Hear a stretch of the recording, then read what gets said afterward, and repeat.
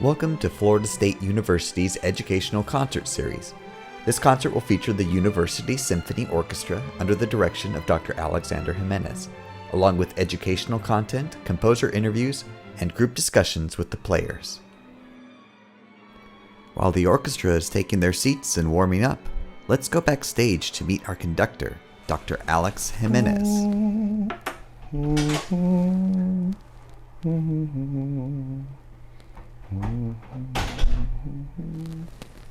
Well, hello. Welcome. It's great to have you here. I'm just doing a little bit of review before tonight's concert begins in a few moments.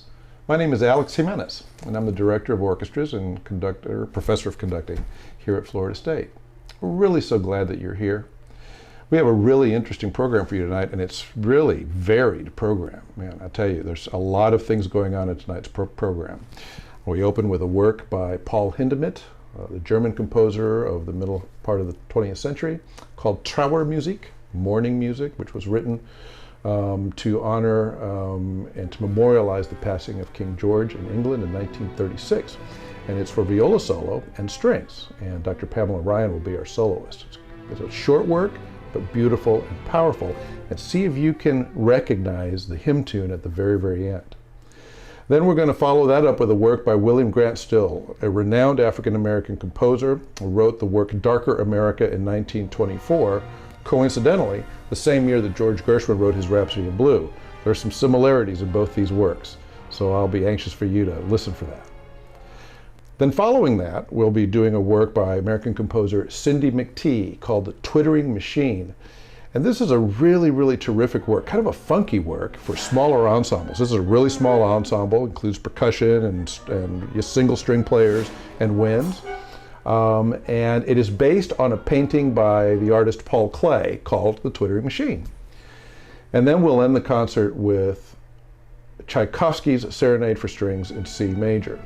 Absolutely one of the most beautiful pieces of music you will ever hear. It's just fantastic. This is the USO strings in their full glory playing this luscious work.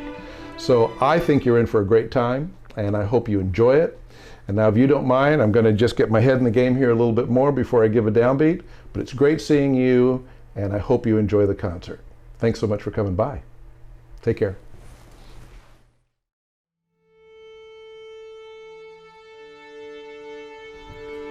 While the orchestra is tuning, let's talk about what we should know before listening to this first piece, Trauermusik by Paul Hindemith. First, this piece features the viola, so it's a good idea to know what a viola is. A viola is a string instrument that is slightly larger than a violin, with a lower and deeper sound. Violas usually sit here in the orchestra, next to the cellos. Violas have a lower range than violins, which is why they read their music in what's called the alto clef or C clef. Second, this piece features a soloist, so we should know how a soloist performs with an orchestra. Works that feature one or more soloists in front of the orchestra are commonly called concertos. Soloists typically stand to the left of the conductor so they can communicate with each other throughout the piece. You'll notice that Dr. Pamela Ryan and Dr. Jiménez will work together to make sure there's a good balance between the viola and the orchestra. Finally, let's learn about the composer Paul Hindemith. Hindemith was a German composer and a violist who traveled to London in 1936 to perform his own concerto with the BBC Symphony Orchestra. The day after he arrived, King George V died, and naturally, the planned concert was cancelled. The BBC Orchestra still wanted to let Hindemith participate, and so they asked the composer to write a short work in commemoration. Hindemith composed Trauermusik, or mourning music, in the morning and performed it on a live broadcast that very evening. Talk about working under pressure. Now let's rejoin our viola soloist, Dr. Pamela Ryan, and our conductor, Dr. Alex Jiménez, as they perform this moving and historic piece with the Florida State University Symphony Orchestra.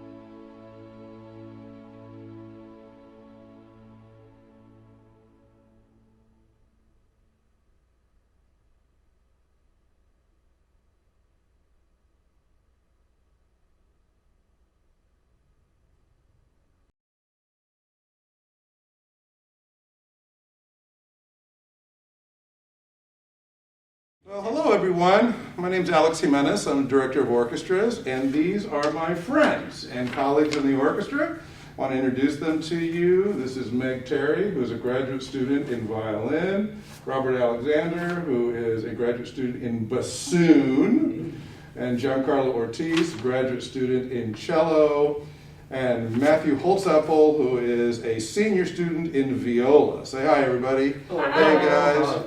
So, thanks for joining me, guys. It's really great to have you here. This is awesome. On a cold day in Tallahassee, Florida. It's chilly. Yes. So we're really excited about this program, and I'm so glad you guys had a chance to come and join me. So I wanted to start by asking, a question, first of all, about the instruments that you play. And anybody can get started if you want, but basically, what is it that you love about playing your instrument? Why are you passionate about doing what you do? I love the repertoire, the music that's been written for violin, and I this might be biased, but I think we have the best music. Of course, you're a violinist, of course. I'm sorry. I mean, you guys can argue it, but I think we have the best reps. So the music is what actually really drives my passion, I think. I love the compositions that have been written for violin and also for orchestra and chamber settings like a string quartet. Sure. So yeah, that's what excites me. Yeah. What about you, Matthew? You're a viola player. We won't tell any viola jokes in this program. Wait, we can't make any promises. We can't make any promises. That we can't keep. I think on a similar token as Meg, I'm inspired by the repertoire. To no small degree, the solo repertoire. We were very blessed to have a lot of contribution by English composers in the early 20th century who favored the viola over the violin. So our opinions differ there. But I think the viola to me is more of a part of a larger whole. The goal down the line with my profession anyway is to pursue chamber music, and to that end I think the chamber music repertoire is like the consummate stuff for my instrument, because it's just great being just in the thick of it as a part of the harmony, occasionally as a melody, but the idea that you're a part of a greater whole is really why I like the viola. The instrument was made for it. So let's hear from our wind player. So Robert, how did you get started playing the bassoon? So I can't speak for everyone, but I know most programs they'll bring students in and kind of have like an instrument petting zoo, and they'll go around and try each instrument, and whatever they sound the best on or whatever they like the most, that is their instrument that they pursue. That was not my case. I was living in Germany at the time, and it was a brand new school, and my mom had decided, you're going to love music, go and take this band class. Mm-hmm. So I was sitting in this band class, and they had posters of all the instrument families, and I was looking up at the woodwinds because I recognized the clarinet and the flute and the saxophone and everything, and I was staring at it, and I saw this long stick. And I was intrigued, and I asked the band director, I was like, man, what is that stick on the wall? He said, the bassoon? You want to play the bassoon? That's a very unique instrument, and you have to have a wide hand spread to play it. So being the young, impressionable kid that I was, spent the whole rest of the day trying to spread my hand. Stretch your hands. And then I finally got it in my hands, and it felt like second nature to me.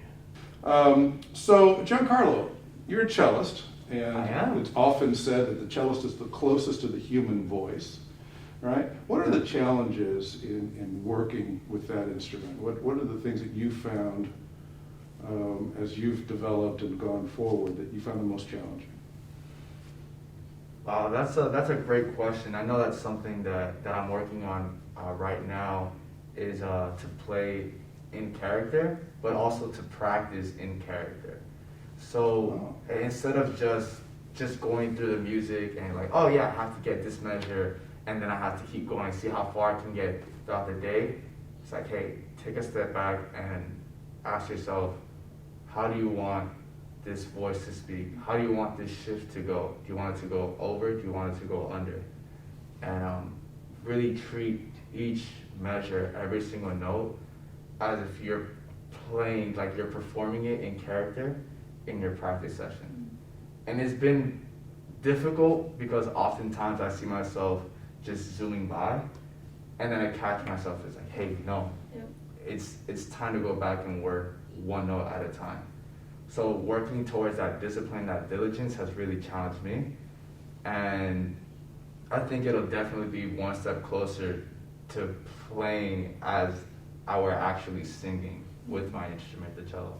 I love that, actually singing. I mean, you know, it's something that we really sort of, I think, as a conductor, one of the things that I aspire to for my ensembles is a singing quality to the ensembles, a sense of line and a sense of really something organic. And so you've offered me a nice segue, which is, and for all of you, the question is, you know, speak a little bit about the purpose of practice. Obviously, there's the obvious purpose of practice, right?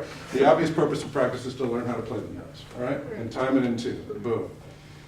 But I think, especially for some of our listeners, it would be helpful to know how the dedication to practice actually adds to the quality of your performance experience and the quality of your life. And let's speak specifically about ensemble experiences. So anybody want to start off with that?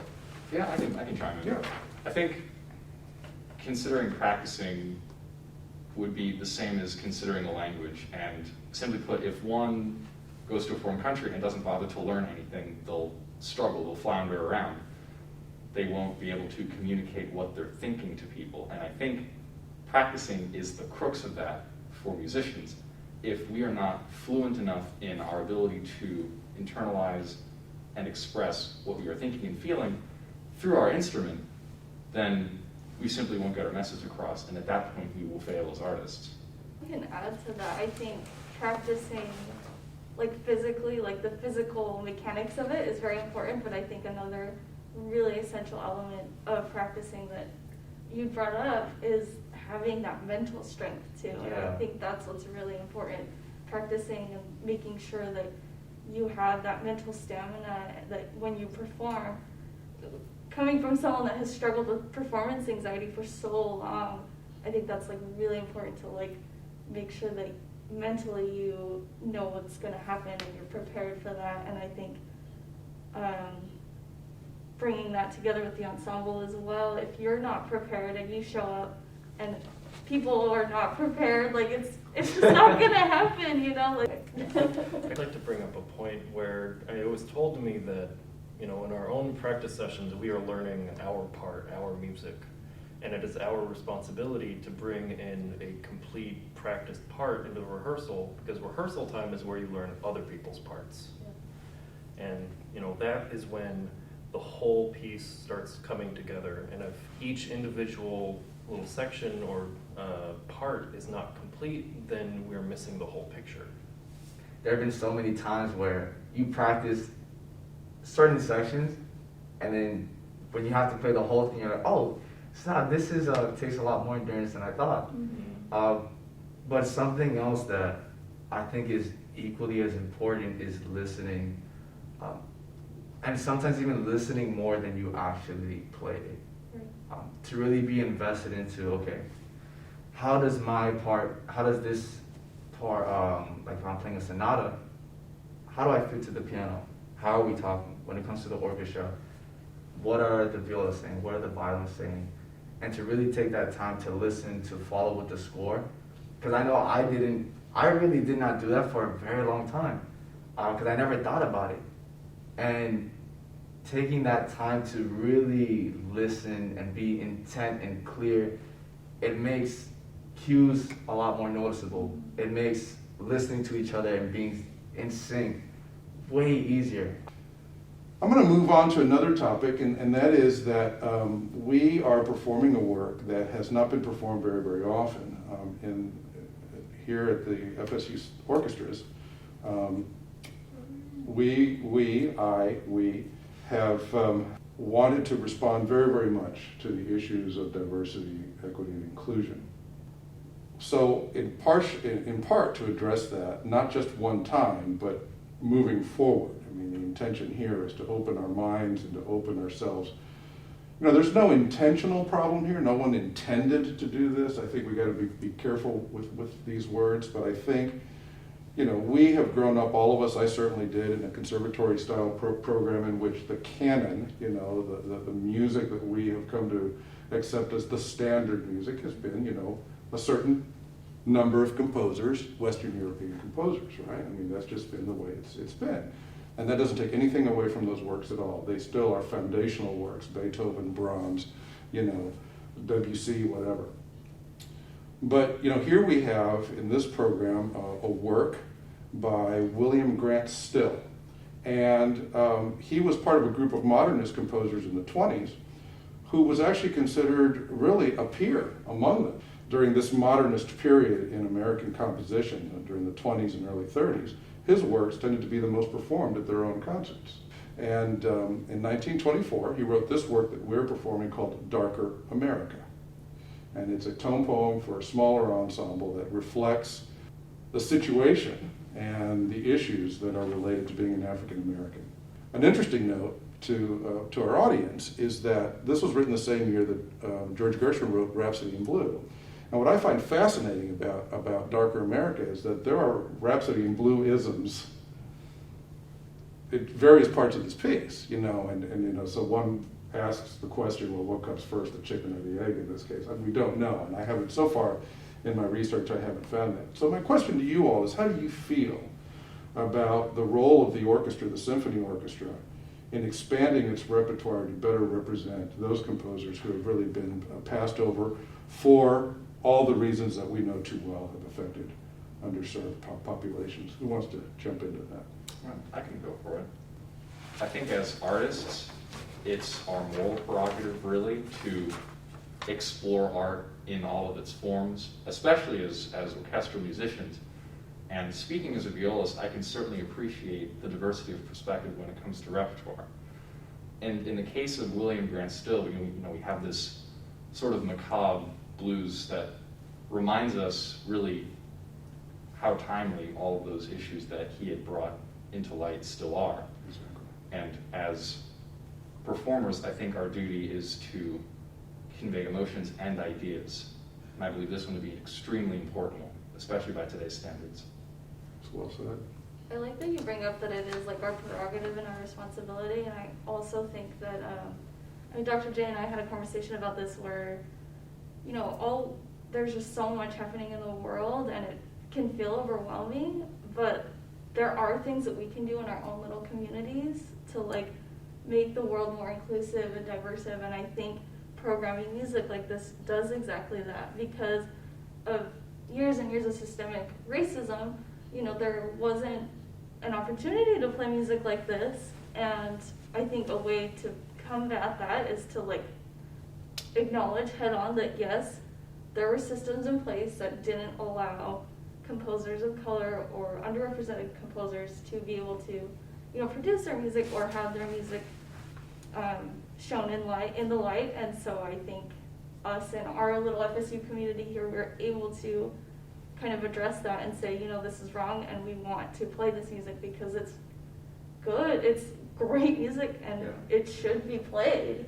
And that really is the point, right? I mean, that this is great music. Yeah. I think I would put, and certainly I'm realizing this later in my career, and I'm sorry I'm realizing it later in my career, but the fact of the matter is I would put his music up with any of the great American composers. This man is one of the great American composers. There is no question about that, which is why I insist on programming this music alongside great composers. One could go through a situation where we say, well, we're going to just have a concert, of African American composers, or just of women composers, just Latino composers, and maybe that has a place. But I prefer to look at it as, why separate them out? Mm. You see what I'm saying? Why put them here like they don't belong here? Right. So I think that's why we have Hindemith and William Grant Still and Cindy McTee and Tchaikovsky on the same program. Because they're all in the same they're artists. Right. And and like you said, I don't think we're trying to cancel Beethoven or cancel. Exactly. We still respect them, but I think, like you said, they're just all on the same level, and we need to show that. I think it's insane how much power we have as musicians to say what the standard repertoire can be and what is. Mm-hmm. Just thinking back, man, cello, Dvorak Cello Concerto. That's the only thing you have to play. It's like, hey, no, there are a lot of other stuff. there's a lot of other cool stuff that you can play, and it's like we have that power to say, hey, these people and these composers made great music that deserves to be played. Yeah. Repertoire becomes standard when it is heard often enough. You know, I think we have to be bold in our programming while at the same time being respectful of our audiences and find ways that we can just continue and just not, just put it in there. Just say, here it is. This piece is on this program, you know? And this is this history, and this we're going to. And I think the other trick, which is what you guys are doing so well, is that it has to be performed really well. Yeah. The same attention to detail that one has with Beethoven, they have to have with Grant Still or McTee or anybody else. To practice it and perform it with the same care and love that you would any other piece. I want to thank you guys so very, very much for joining me. This has been fun. Did you have some closing comments? No, I'm Oh. just smiling under. You're smiling under the mask. You It's can't radiating. tell. It's radiating.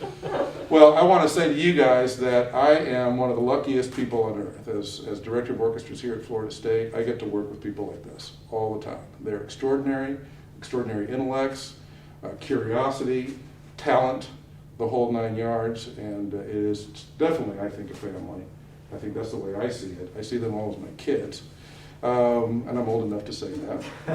So thank you for joining us, and I hope you enjoy the rest of the program. Thank you all very much. Thank you for having us. Thanks so much.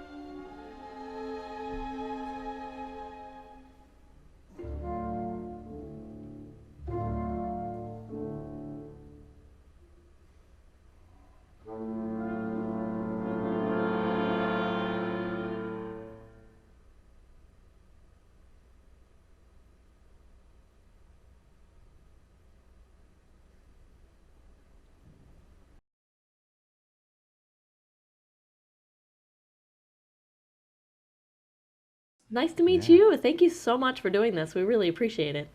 Well, you're welcome. You're welcome. I thank you for playing my piece. Yeah, I think the main goal here is just to get to know you as the composer and to see what a composer and conductor would want to talk about. So I'll let Kyara ask the questions. Your program notes mention a lifelong fascination with the work of painter Paul Klee, and I was hoping you could tell us more about how you came across his works and why this painting in particular made you want to represent it in music for the commission. Sure. Yeah. You know, I in revisiting this work through your outreach to me, it occurs to me that most people might wonder if the twittering machine is an invention of social media. You know, I had actually, while attending PLU, thought I would grow up to be an artist. I used to always say that when I was a kid. I wanted to draw and paint more than almost anything when I was a kid, and I sort of drifted into composition, and I think maybe music notation was sort of my visual outlet. It sort of had something to do with drawing anyway, right?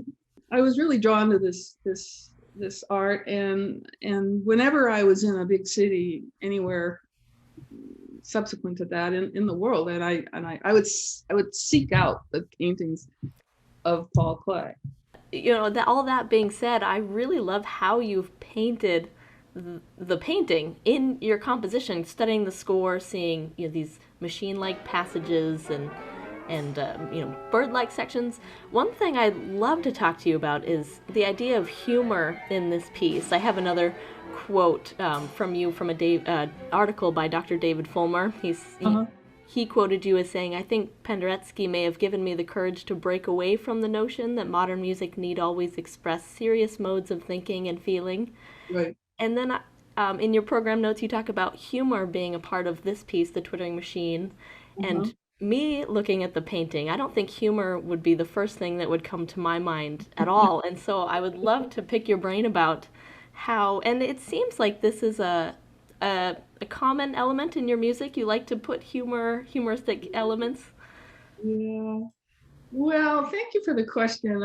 It's really important to me. You know, I came out of I was a student during the 70s primarily, and it was a fairly austere time in terms of music composition and teaching music composition, and we were in that period where contemporary music was taught as a reaction against the past, a reaction against tonality. So we were encouraged to explore atonality, and that often created a lot of dissonance and complication. It was very serious. Everything was seemed like to me, about angst-filled music, anger, gritty sounds. And I really rebelled against that. You know, why not embrace everything as an emotional option? Anger and happiness and humor and sadness and everything. And so for me, it was really important to accept all musical materials as relevant, the tonal ones and the atonal ones. In my piece, there's some humor, and mostly it's expressed, I think, in a couple of ways. One is to inject silence into the music where expectation, and now we go, you laugh, see? So it's like something stops in an unexpected way, and you're kind of anticipating what will come next. It draws you in, and that's one way. And then syncopation rhythms that don't do quite what you might expect. For example, you set up a repeating idea and then change it just a little bit. It's kind of like the punchline. What makes the punchline in a joke funny? It's because it's something you would not have expected to happen at the end of this joke. That's why people laugh. And it's kind of the same way in music. If you do something that's unexpected, it can elicit a kind of feeling of humor. And I think, the twittering machine has some very dark, the painting can be looked at as a sort of dark painting, birds pierced with arrows and all these things. But I was imagining if you took a hold of that crank and what would happen to the birds? It would be pretty funny. They'd flutter around and they'd tweet around. And Yeah. So there's some kind of humor in there somewhere, I think. I'm not sure that the twittering machine, the piece, could not have existed without Paul Clay. Probably could have. But somehow just and it doesn't matter to my listeners if they know the art. It doesn't really matter. But it was sort of an internal, I want to say, a private sort of collaboration between me and the artist somehow. And it mattered to me in composition, while composing the piece, to keep the visual in mind. Whether or not that had a huge effect on the music, I never know, because this whole idea of responding to visual things and trying to translate that into music is not something I've attempted to do in any major way. Some composers have, but it's sort of an adjunct, an incidental thing that's sort of there as if people are interested in it, great. If they want to try to create their own relationship between the art and the music, that's perfectly fine, but it's absolutely not required, or So I think really music stands on its own. It contains music, and that's kind of it. And the story is what you, the listener, decide to make of it. So I don't like to try to tell people how to feel or how to respond or what images to see. Like them to have the freedom to just enjoy the music or not. I do want to say that I so appreciate you playing my piece. Whenever anybody plays my music, I feel humbled. I feel happy. I feel grateful. Because, when you think about all the hours you've spent on this piece, all the hours your players have spent on this piece, all the hours collectively that the listeners will spend listening to it. It's only 13 minutes long, but if everybody, 13 minutes times however many people will hear it, that's a whole lot of time that has been devoted to this piece I made. And I feel tremendous gratitude for anybody who will take their time, which is your most valuable commodity. The thing that you have to value most in life is time, and that you spend some of that on my music. It's makes me feel really good, very grateful, and I thank you. I wish you all the best, and I hope this virtual effort will be one that we don't have to do too much more of. But I do appreciate it that you're doing it.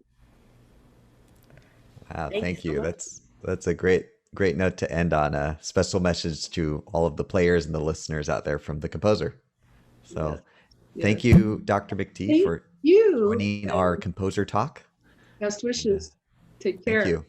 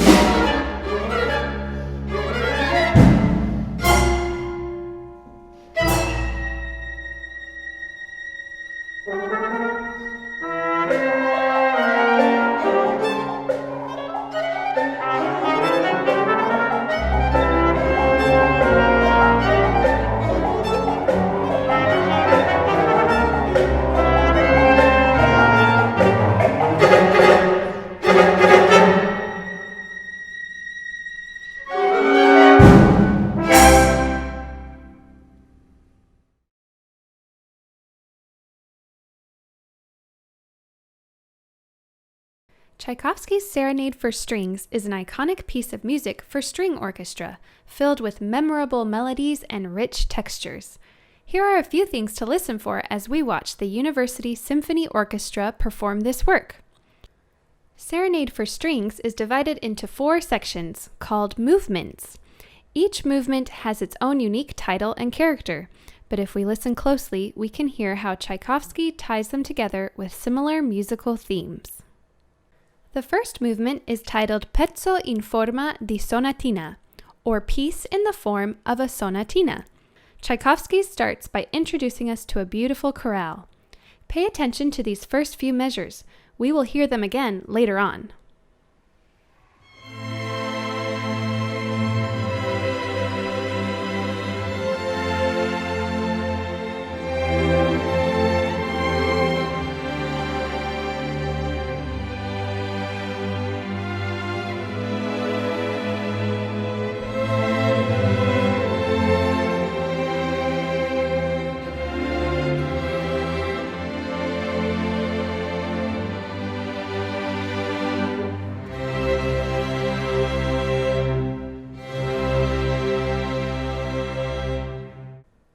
After the introduction, the orchestra picks up the pace with a new musical theme. Listen to how Tchaikovsky weaves these melodies in and out of the different sections of the orchestra.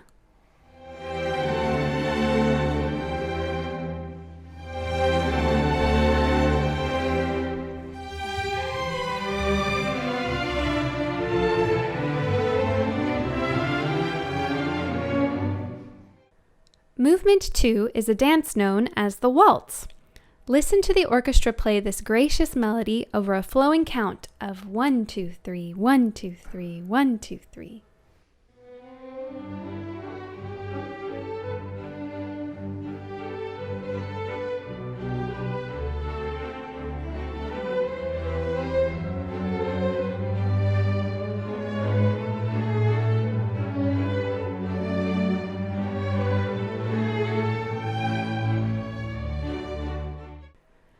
The third movement is called an Élégie, which refers to a poem of serious reflection or lament.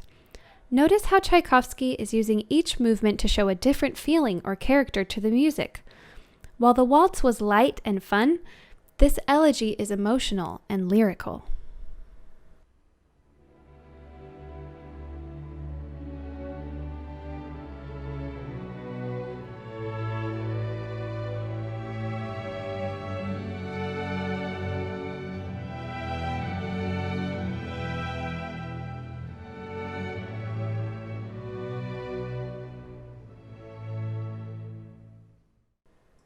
Movement 4 is the finale, or final section of the entire piece, and Tchaikovsky makes it fast and exciting. Listen to this bright Russian folk song melody.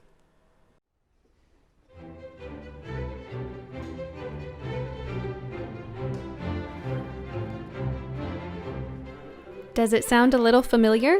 That's because it's based on music we've heard before. Remember the chorale at the very beginning of the piece? It uses the same motion as this folk melody.